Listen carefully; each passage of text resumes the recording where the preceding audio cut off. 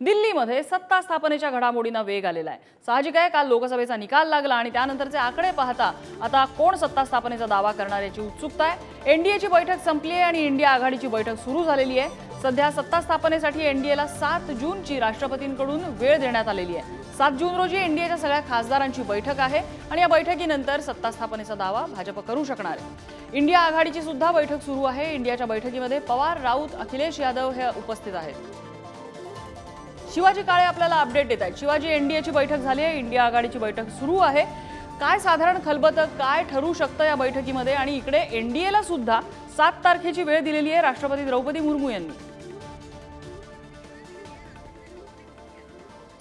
7 जूनला राष्ट्रपती द्रौपदी मुर्मू यांनी इंडिया आघाडीला बैठकी सत्ता स्थापनेसाठी बोलवलेला आहे आणि आज झालेल्या बैठकीमध्ये सर्व मताने पंतप्रधान नरेंद्र मोदी यांच्या 10 वर्षाच्या कामाचं कौतुक केलं आणि त्यानंतर त्यांना पुढील 5 वर्षासाठी नेता म्हणून निवडलेला आहे। त्या महाराष्ट्रातील मुख्यमंत्री एकनाथ शिंदे यांच्या पक्षाने देखील त्यांना पाठिंबा दिलेला आहे।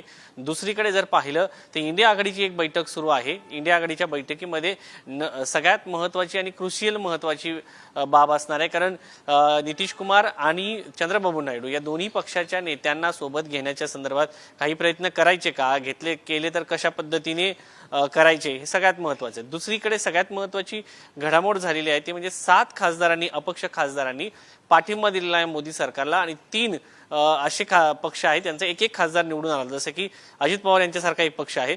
तसेच इतर 3 पक्ष आहेत की ज्यांनी पंतप्रधान नरेंद्र मोदी यांना पाठिंबा दिलेला आहे। तर एकंदरीत 10 अंकी संख्याबळ वाढलेलं आहे।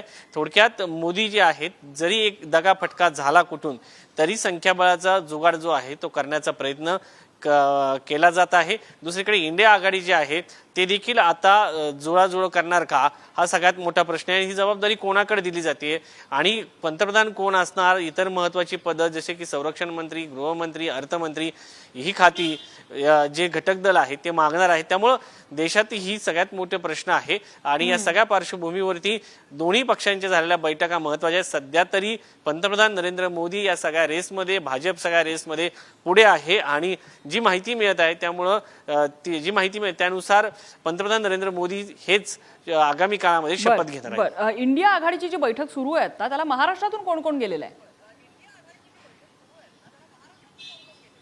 महाराष्ट्रातून संजय राऊत आहेत, अरविंद सावंत आहेत आणि राष्ट्रवादी काँग्रेसचे अध्यक्ष शरद पवार, त्याचबरोबर त्यांच्यासोबत अनिल देशमुख, सुप्रिया सुळे हे देखील असण्याची शक्यता व्यक्त केली जाते। मात्र सुप्रिया सुळे आणि शरद पवार या ठिकाणी पोहोचल्याचं समजतंय। आणि इतर कोण कोण नेते या बैठकीसाठी उपस्थित आहेत एनडीएतल्या घटक पक्षांचे?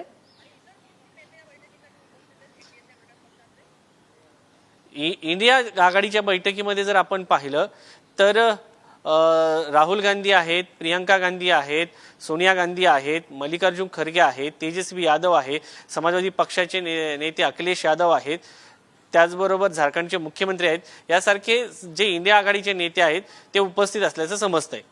आता सध्या जर सत्ता स्थापनेची गणितं आपण बघितली तर हे गणित जुळवण्यामध्ये सध्याची परिस्थितीत इंडिया आघाडीला यश येऊ शकतं का? तसं जर पाहिलं तर नम्रता, इंडिया आघाडीला गमावण्यासारखं काही नाहीये, कारण त्यांनी जर नितीश कुमार यांना पंतप्रधान पद दिलं, उपपंतप्रधान चंद्रबाबू नायडूला दिलं किंवा चंद्रबाबू नायडूला पंतप्रधान पद दिलं, नितीश कुमार यांना उपपंतप्रधान पद दिलं, बाकी पदं जे आहेत इतरांना दिले, तर ते भाजपला सत्ते स्थापनेपासून रोखू शकतात। मात्र ही पदं दिल्यानंतर हे नेते यांच्यासोबत आले तर एनडीएचा खेळ जो आहे तो बिघडू शकतो।